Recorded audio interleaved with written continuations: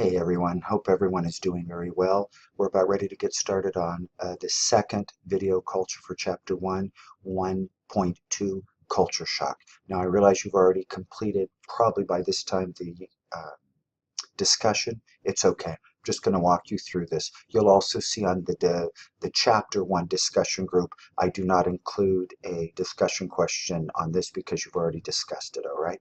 So not to worry. I'm really more in, and I hope you are too, concerned about the information that you're getting, the processing of that, and the application of it, okay? So that's really what we're moving toward. That's what the journal entries are for. That's what the discussion questions are for. All right. So just a couple of quick things on the culture shock. All right. And everybody kind of has a, um, uh, a definition. So here in the book, and I think the book starts on page 13 if you've got your hard copy open. Culture shock is the upset, what our reaction is upset and stress we experience when confronted with behaviors and beliefs that differ significantly and sometimes not so significantly from our own. We don't understand, we get upset, we don't understand why people are doing what they're doing, or we don't understand why people don't allow us to do what we want to do. It's all part of culture shock. Okay, it's a good thing to take a moment and say, ooh, why is there a difference here? A lot of the upset and stress is going to be experienced or expressed right here. As judgments fly and our discomfort increases, the typical responses are fight, and you might have heard of that, fight or flight. I'm not putting up with this. Boom or flight. I'm out of here. Think about it a moment. What have you done?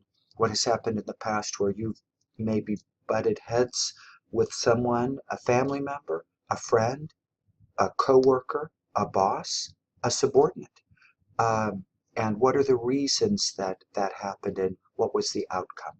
Okay, there's a lot of examples here about different culture uh, approaches, so you need to read everything. I'm just giving you the tops.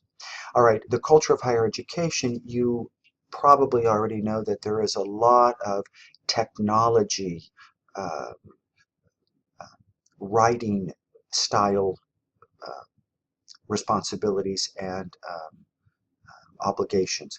So our Moodle, we don't use Moodle. What we use is Florida Online. It's our learning management system. You might also hear it called Falcon Online. You might also hear it called Desire to Learn. And Desire to Learn is the company that powers our learning management system or the computer software system. Okay, so that's what that is. MLA format, you could, and if you're in psychology, you may have a different documentation format, but MLA allows you to format, oh, there it is right there, the APA. It allows you to document where you got information from. It is very important because it gives credit where credit is due. Okay, and the format. And format is important because it not only helps organize, but it helps people who don't know what you're about to say.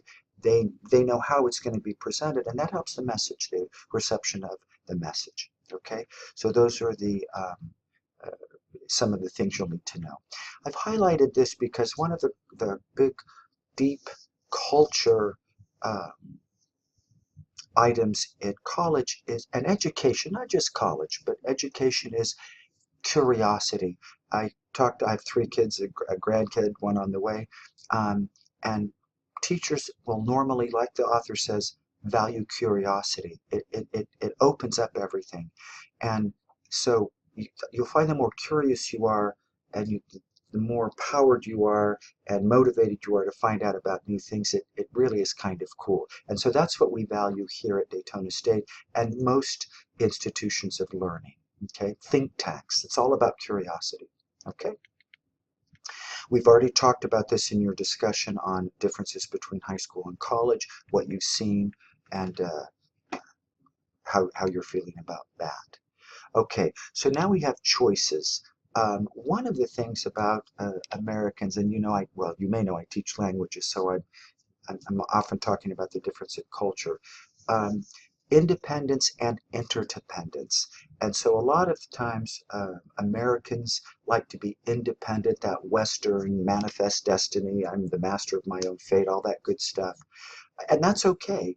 But you know, sometimes there's one size doesn't fit all. Sometimes you need to do things by yourself, and it's better to do things with other people, relying on other people, interdependent committee work.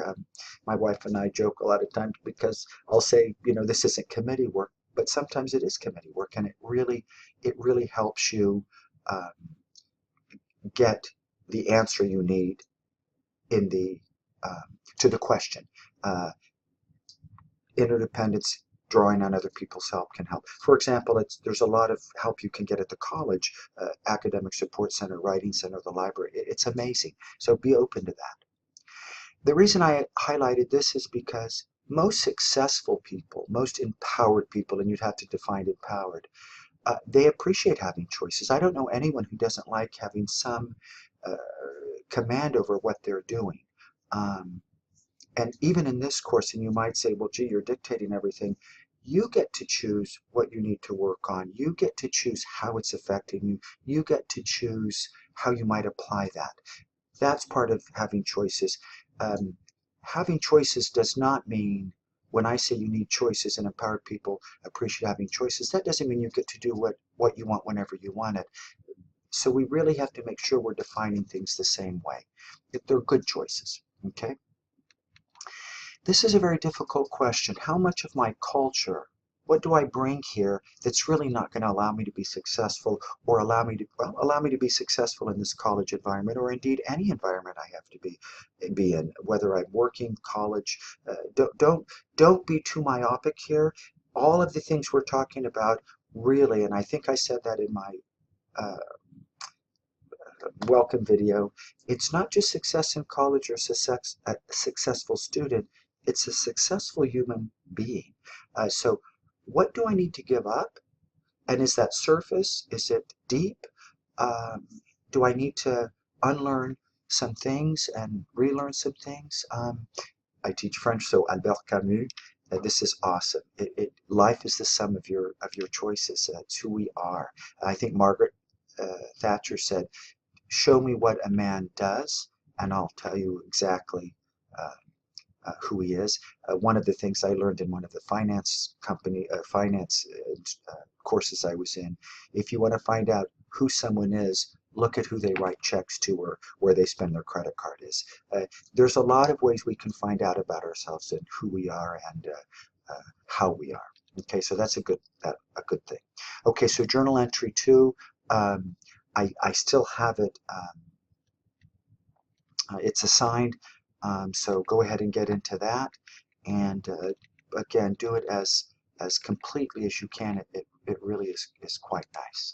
All right, and then we'll get into the next video in a bit. Have a good one.